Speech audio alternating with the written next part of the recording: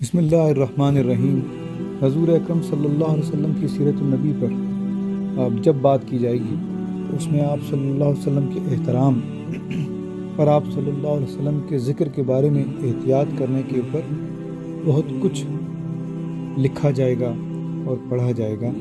کیونکہ آپ صلی اللہ علیہ وسلم کی عزت اور آپ صلی اللہ علیہ وسلم کی حرمت، آپ صلی اللہ علیہ وسلم کی جو بڑائی ہے، تو آپ صلی اللہ علیہ وسلم کے جس طرح سے احترام کیا جانا ہے، یہ بہت ہی اہم چیز ہے، اور اس میں کسی بھی قسم کی غلطی یا کوتاہی جسے کہتے ہیں اس کی اجازت نہیں ہے۔ قاضی ایاز رحمۃ اللہ علیہ نے اپنی کتاب الشفا میں حضور صلی اللہ علیہ وسلم کی شان میں گستاخی کرنے والوں کے بارے میں پورے چیپٹر لکھے ہیں، باب ان کو ہم کہتے ہیں، اور انہی میں سے پھر آگے انہوں نے اس طرح کے معاملات کے اوپر بھی بات چیت کی ہے کہ جس میں کوئی ڈائریکٹلی حضور صلی اللہ علیہ وسلم کی شان میں گستاخی نہ کرے، لیکن آپ کی سیرت النبی کے کسی بھی پہلو کو اس طرح سے بیان کرے کہ اس سے آپ صلی اللہ علیہ وسلم کی شان میں کمی کرنا مراد ہو، تو اس سے بھی منع کیا ہے۔ اور انہوں نے بہت بڑے بڑے علماء اور امام جو ہیں ان سے اس بات کو رفع کیا ہے کہ کوئی بھی شخص کوئی ایسی چیز، کوئی ایسے شعر، کوئی کتاب کے ایسے جملے جن سے حضور صلی اللہ علیہ وسلم کی توہین ہوتی ہو، ان کو یاد کرے تو قاضی ایاز رحمۃ اللہ علیہ نے اپنی تحقیق کے مطابق یہ لکھا کہ وہ بھی کافر ہے۔ اسی طرح اس بات پر امت کے تمام علماء کا اجماع ہے کہ جس بات سے بھی حضور صلی اللہ علیہ وسلم کی شان گرامی میں کمی ہو، اس تحریر کو، اس بات کو پڑھنا بالکل غلط ہے، اور جہاں کہیں یہ تحریر، یہ چیز لکھی ہوئی ہو، اس کو مٹائے بغیر چھوڑ دینا حرام ہے۔ یعنی کہ اگر آپ کی ہمت اور استطاعت میں ہے، یعنی وہ چیز آپ کر سکتے ہو، تو اس کو مٹانا آپ کے اوپر فرض ہے، اور کم از کم یہ اس چیز کو جس میں آپ صلی اللہ علیہ وسلم کی شان میں گستاخی ہوتی ہو، اس کو پڑھنا بھی حرام ہے۔ اور اس معاملات میں بہت زیادہ احتیاط کا حکم دیا گیا ہے، اور اس میں علماء نے یہاں تک کہا کہ وہ ایسی روایات جو کہ صحیح نہ ہوں یا جن سے کوئی شرعی حکم یا شرعی مسئلہ نہ نکلتا ہو، اور ان کو پڑھنے میں کہیں حضور صلی اللہ علیہ وسلم کی شان میں کمی دل میں آتی ہو، تو یہ بھی منع ہے، اور یہ بہت بڑا گناہ ہے۔ اسی طرح بہت سارے علماء جو ہیں انہوں نے یہ کیا کہ جب انہیں کوئی چیز تاریخ کے اعتبار سے، جب انہوں نے ہسٹری اور تاریخ کے اعتبار سے کوئی چیز لکھنی ہوتی تو اس میں اگر کوئی وہ ایسی چیز دیکھتے کہ اس کو لکھا جائے گا تو اس سے حضور صلی اللہ علیہ وسلم کی شان میں گستاخی ہوگی، تو وہ اس کو اپنی کتاب میں، اپنے آرٹیکلز میں اس چیز کو نہیں لکھتے تھے۔ یعنی یہاں پر ہمارا مطلب یہ ہے کہ کوئی بھی چیز جس سے حضور صلی اللہ علیہ وسلم کی شان میں گستاخی ہوتی ہو، اس کے بارے میں بہت احتیاط کی ضرورت ہے۔ بلا ضرورت ان چیزوں کو، یعنی ضرورت صرف تب ہو سکتی ہے کہ جب کسی نے اس پر کوئی کتاب لکھنی ہے، کوئی تحقیق کر ان چیزوں کو رد کرنا ہے، ان کا انکار کرنا ہے، تو پھر تو بات بنتی ہے۔ اس کے علاوہ اس طرح کی چیزوں کو پڑھنا بھی سخت خطرے میں ہے کہ اس سے خالی نہیں، ایمان چلا جائے گا، اس سے انسان کو احتیاط کی ضرورت ہے۔ اب یہاں پر حضور اکرم صلی اللہ علیہ وسلم کی مبارک زندگی کے بہت سارے پہلو کے بارے میں بھی دیکھنا ہوگا کہ حضور صلی اللہ علیہ وسلم نے خود اپنی ابتدائی زندگی کے بارے میں فرمایا کہ میں نے اس دور میں بکریاں چرائی ہیں، اور نہ صرف میں نے بلکہ ہر نبی نے بکریاں چرائی ہیں، اور اللہ تعالیٰ نے حضرت موسیٰ علیہ السلام کے بارے میں بھی ہمیں بتایا ہے کہ اس طرح، یعنی قرآن کے واقعات بھی ہیں، اور حضور صلی اللہ علیہ وسلم کا یہ خود قول بھی ہے۔ اور انبیاء علیہ السلام سے اللہ تعالیٰ نے اتنی محنت اور مشقت جو لی، بکریاں چرانا ایک مشکل کام ہے، تو اس میں اللہ تعالیٰ کی حکمت چھپی ہوئی تھی کہ وہ ان مقدس حضرات کو ان تمام چیزوں سے گزار کر، اور اسپیشلی بکریوں کے جو ریوڑ ہوتے ہیں ان کو جب وہ مینیج کرتے ہیں، لے کے جاتے ہیں، تو ظاہری بات ہے ان سے ان کی تربیت اللہ تعالیٰ نے فرمائی کہ انہوں نے پوری دنیا کے انسانوں کو نیکی کی طرف لے کے چلنا ہے، بھٹکے ہوئے لوگوں کو راہ راست کی طرف لے کے آنا ہے۔ تو ان کی جو تعلیم ہے، تربیت ہے، اللہ تعالیٰ نے اس قسم کے کاموں سے فرمائی ہے۔ اسی طرح حضور اکرم صلی اللہ علیہ وسلم جو ہیں جب کم عمر کے تھے تو ہم آپ کی سیرت النبی سے، سیرت طیبہ سے یہ بات جانتے ہیں کہ آپ کے والدین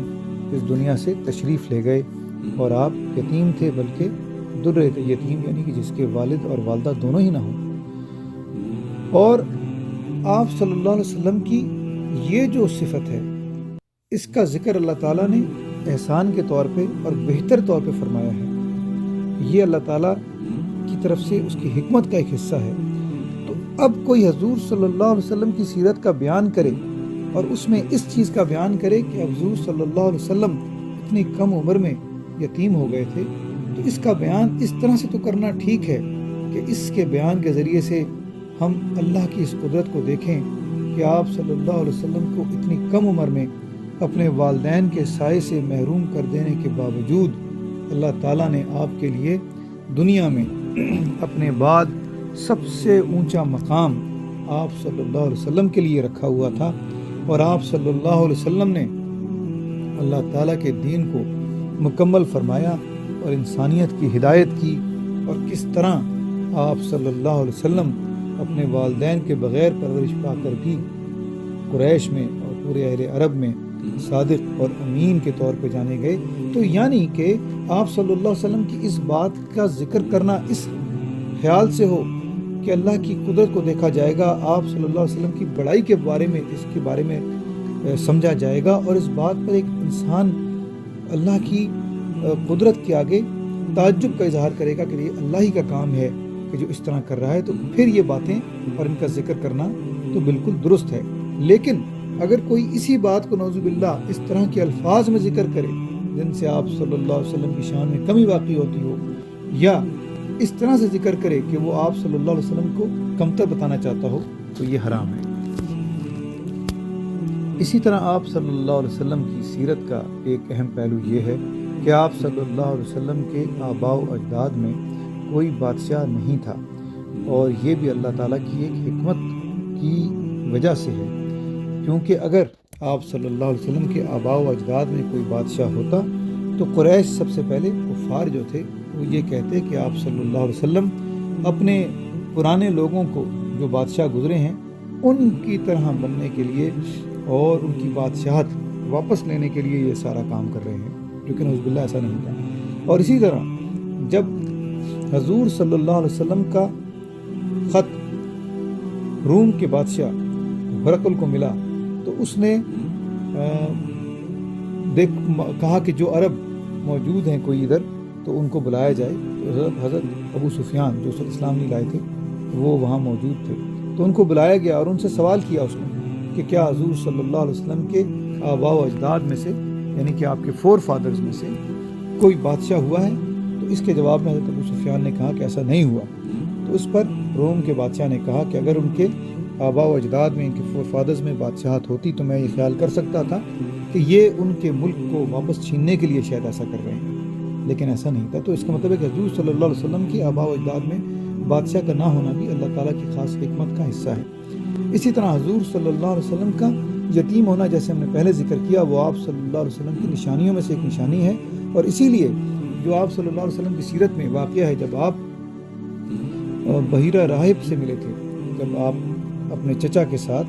شام کی طرف سفر فرمایا تھا، اس وقت آپ بچے تھے، تو اس وقت وہ راہب ملا جس کا نام بحیرہ تھا، تو اس نے اس وقت حضور صلی اللہ علیہ وسلم کے بارے میں یہ چیز پوچھی، اور جب ان کو بتایا گیا تو اس نے کہا کہ ہاں، جس نبی کا ہمیں انتظار ہے ان کی ایک صفت یہی ہے۔ اسی طرح حضور صلی اللہ علیہ وسلم کی ایک اور صفت جو ہے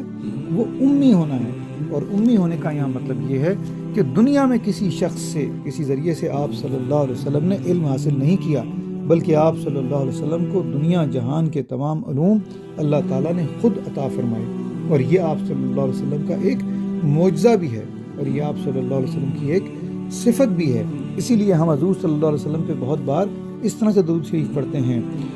صلی اللہ علی النبی الامی، اور اسی طرح کئی بار درود شریف پڑھا جاتا ہے اللہم صلی علی محمد النبی الامی وعلی آلہ واصحابہ وسلم. تو یہاں پر حضور صلی اللہ علیہ وسلم کا امی ہونا جو ہے وہ آپ صلی اللہ علیہ وسلم کی صفت بھی ہے اور آپ صلی اللہ علیہ وسلم کا ایک معجزہ بھی ہے. اور اسی طرح آپ صلی اللہ علیہ وسلم کے معجزات میں اہم ترین معجزہ قرآن کریم ہے، جو کہ دنیا جہان کے علوم کے اوپر، دنیا جہان کے علم پر حاوی ہے. اور قرآن کریم اللہ تعالیٰ کی طرف سے بھیجی ہوئی، اللہ تعالیٰ کی طرف سے حضور صلی اللہ علیہ وسلم پر نازل کی ہوئی کتاب ہے، جو ہماری اور ساری انسانیت کے لیے ہدایت کا ذریعہ ہے. اور اس میں اللہ تعالیٰ نے معجزے کے طور پہ بہت سی ایسی باتیں بھی رکھ دی ہیں جو آج جب دنیا بہت ترقی کر گئی ہے تو ان کو ہم دیکھتے ہیں کہ سائنس بھی ادھر ہی جا رہی ہے. لیکن یہاں یہ بات واضح رہے کہ حضور صلی اللہ علیہ وسلم کے معجزوں میں سے قرآن کا ایک معجزہ ہونا اس لیے ہے کہ یہ اللہ کی کتاب ہے اور ہدایت کا ذریعہ ہے. یہ سائنس کی کتاب نہیں ہے، یہ دنیاوی علوم کی کتاب نہیں ہے. اس میں اس طرح کی جو بھی چیزیں آئیں ان کا تعلق ایک معجزے کی حیثیت سے ہے کہ ان کے ذریعے سے انسان اللہ تعالیٰ کی کوئی نشانی دیکھ لیں اور اس کے اوپر ایمان لے آئیں. اسی طرح حضور اکرم صلی اللہ علیہ وسلم کے معجزات میں سے ایک معجزہ یہ ہے کہ ایک سے زیادہ مرتبہ آپ صلی اللہ علیہ وسلم کے سینے کو کاٹ کر اور آپ صلی اللہ علیہ وسلم کے دل کو پاک کیا گیا. اللہ تعالیٰ نے حضرت جبرائیل علیہ السلام کو بھیجا کہ انہوں نے آپ صلی اللہ علیہ وسلم کے سینے کو کاٹ کے دل کو باہر نکال کے اس کو صاف کیا. تو یہ کیا وجہ ہے؟ تو اس میں اہم بات یہ ہے کہ یہ حضور صلی اللہ علیہ وسلم کے معجزے ہیں اور اللہ تعالیٰ نے یہ چاہا کہ وہ تمام باتیں جو دوسرے انسانوں کے لیے ان کی ہلاکت، ان کی بربادی اور ان کے نقصان کی وجہ بن جاتی ہیں، جن سے انسان گناہوں کی طرف مائل ہو جاتا ہے یا وہ نیکی کی طرف زیادہ نہیں چل پاتا، وہ تمام خامیاں، وہ تمام چیزیں اللہ تعالیٰ نے آپ کے دل سے نکال دیں اور اس کو بالکل پاک اور صاف فرما دیا. تو یہ جو شق صدر کہتے ہیں اس کو، حضور صلی اللہ علیہ وسلم کے سینے کو کاٹ کر یا پھاڑ کر اس میں سے دل کو نکال کے صاف کرنا، یہ آپ صلی اللہ علیہ وسلم کے معجزات میں سے ایک ہے. اور یہ اس وجہ سے ہی ہے کہ حضور صلی اللہ علیہ وسلم نے شریعت میں جو احکامات دیے ان کی انتہا، ان کی سب سے بڑی لیول پر آپ صلی اللہ علیہ وسلم نے خود عمل کر کے دکھایا. اللہ تعالیٰ کے شکر کرنے میں آپ دنیا جہان سے آگے، اللہ تعالیٰ سے استغفار کرنے میں آپ دنیا جہان سے آگے.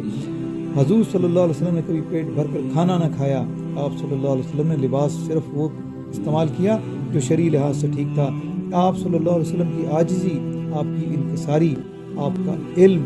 آپ کا تقویٰ، آپ کا اللہ تعالیٰ سے ڈرنا، آپ کا دنیا کے بارے میں یہ ہر وقت یقین رکھنا کہ یہ ایک بہت ہی ٹیمپرری پلیس ہے، ختم ہو جانے والی جگہ ہے، اور آخرت ایک اصل چیز ہے. تو یہ جو آپ کا یقین کی جو کیفیت ہے، جس کو کوئی دنیا میں انسان شروع سے لے کے آخر تک اس کے قریب بھی نہیں آ سکتا، اس کو برابر کرنا تو دور کی بات ہے. یہ سب اس لیے ہے کہ اللہ تعالیٰ نے آپ صلی اللہ علیہ وسلم کو ہر لحاظ سے ان تمام چیزوں سے پاک فرما دیا تھا جو کسی بھی انسان کو وسوسے یا تنگی یا برائی کی طرف مائل کرے.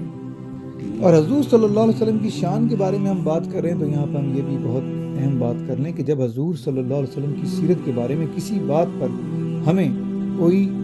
چیز کو سمجھنے کی ضرورت پیش آ جائے، اس کی کوئی تشریح ہمیں چاہیے ہو، ایکسپلینیشن چاہیے ہو، تو اس کے لیے سب سے اہم ذریعہ وہ حضور صلی اللہ علیہ وسلم کی احادیث مبارکہ ہی ہیں. اس کے علاوہ کسی اور طریقے سے آپ صلی اللہ علیہ وسلم کی سیرت کو سمجھنے کی کوشش ہمیں نہیں کرنی چاہیے. قرآن پاک اور حضور صلی اللہ علیہ وسلم کی احادیث مبارکہ کے ذریعے سے ہی آپ صلی اللہ علیہ وسلم کے زندگی کے واقعات کو جہاں سمجھنے کی ضرورت ہو ان کے ذریعے سے سمجھا جائے. اور حضرت امام مالک نے، یہ ہم باتیں کر رہے ہیں کہ جو حضور صلی اللہ علیہ وسلم کی شان کے بارے میں احتیاط کیا کرنی ہے. حضرت امام مالک رحمۃ اللہ علیہ جو مدینہ میں حدیث کے سب سے بڑے امام ہیں اور صحاح ستہ میں آپ کی کتاب موطا امام مالک بہت اہم کتاب ہے، تو انہوں نے فرمایا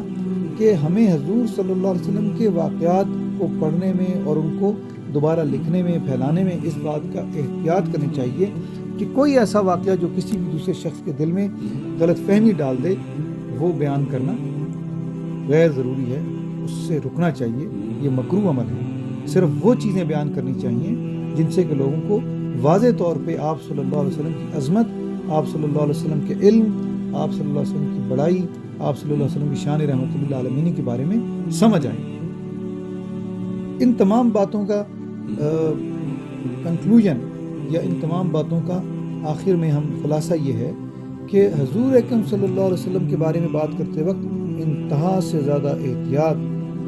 کو ملحوظ خاطر رکھا جائے۔ آپ صلی اللہ علیہ وسلم کے بارے میں بات کرتے ہوئے بالکل اس طرح سے بات نہیں کی جا سکتی جیسے کسی دوسرے انسان کے بارے میں بات کی جائے۔ وہ لفظ جو ہم کسی دوسرے انسان کے بارے میں آرام سے بول دیں، وہ بھی حضور صلی اللہ علیہ وسلم کے بارے میں بولتے ہوئے ہمیں بہت سوچنا ہوگا کہ کہیں ان سے کوئی غلطی کا پہلو، کہیں ان سے کوئی بے احترامی کا پہلو، کہیں ان سے کوئی توہین کا پہلو نہ نکلتا ہو۔ اور حضرت امام مالک نے جس طرح کہا کہ ان تمام چیزوں کے بارے میں ہمیں بہت زیادہ احتیاط کرنی چاہیے کہ وہ چیز جس سے کہ کوئی کنفیوژن کریٹ ہوتا ہو اور وہ صحیح احادیث سے آپ تک نہ پہنچ رہی ہو تو اس کے بارے میں بہت تلاش اور تجسس نہ کیا جائے، اس کو چھوڑ دیا جائے، کیونکہ ایسی چیزیں انسان کو گمراہی میں ڈال سکتی ہیں، اس کو غلطی کی طرف لے جا سکتی ہیں، حضور صلی اللہ علیہ وسلم کی گستاخی کی طرف لے جا سکتی ہیں۔ اور اسی طرح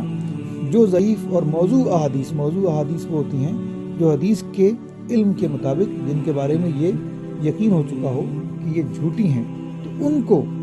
بالکل حضور صلی اللہ علیہ وسلم کی سیرت اور آپ صلی اللہ علیہ وسلم کی ذات مبارکہ کے بارے میں کسی بھی چیز کو سمجھنے کے لیے استعمال نہیں کرنا چاہیے۔ اور اس بارے میں آج کے دور میں ہم یہ دیکھتے ہیں کہ بہت سے لوگ جو سو کالڈ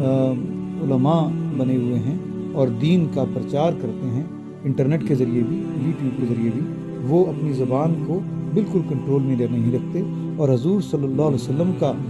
ذکر کرتے ہوئے ایسے الفاظ بہت ہی سختی کے ساتھ اور بڑے دھڑلے سے بولتے ہیں جن سے ایک نقص کا یا برائی کا پہلو نکل سکتا ہو۔ تو یہاں پر دیکھ لیں کہ 1000 سال پہلے قاضی ایاز رحمۃ اللہ علیہ نے کتاب الشفا لکھی تھی، اور جس کے جو سورسز ہیں وہ ان سے بھی پیچھے ہمارے جو کلاسیکل علماء ہیں اور امام ہیں ان کے کام کو، ان کی کتابوں کو انہوں نے استعمال کیا اور احادیث نبوی سے اور بڑے بڑے علماء سے سمجھ کے یہ چیز لکھی، اور وہ یہ بات اپنی کتاب میں پورا چیپٹر بنا کر لکھ رہے ہیں کہ حضور صلی اللہ علیہ وسلم کے بارے میں کوئی بھی لفظ استعمال کرتے ہوئے انتہائی احتیاط کی ضرورت ہے، حتیٰ کہ کوئی چیز جو آپ صلی اللہ علیہ وسلم کا صفت کا حصہ ہے، جیسے آپ صلی اللہ علیہ وسلم کا امی ہونا کہ آپ صلی اللہ علیہ وسلم نے دنیا میں کسی سے علم حاصل نہیں کیا، یا آپ صلی اللہ علیہ وسلم کا یتیم ہونا کہ آپ کے والدین اس دنیا سے تشریف لے گئے تھے، اس کے بارے میں بھی بات کرتے ہوئے انتہائی احترام اور اپنے الفاظ کے صحیح چناؤ کی بہت زیادہ ضرورت ہے۔ جیسے کہ اقبال نے اپنے شعر میں کہا تھا کہ حضور صلی اللہ علیہ وسلم، یہ فارسی کا شعر ہے جس کے بارے میں اقبال نے جس میں کہا تھا کہ حضور صلی اللہ علیہ وسلم کی جب بات کی جائے تو اس وقت انسان کو لرزنا چاہیے، ڈرنا چاہیے کہ کہیں اس کی بات سے کوئی گستاخی نہ ہو جائے۔ اللہ تعالی ہمیں حضور صلی اللہ علیہ وسلم کے احترام کی خود بھی توفیق عطا فرمائے، اپنے ساتھیوں کو بھی سمجھانے کی توفیق عطا فرمائے۔ جزا اللہ عنا سیدنا محمد ما هو آلہ صلی اللہ علیہ وسلم۔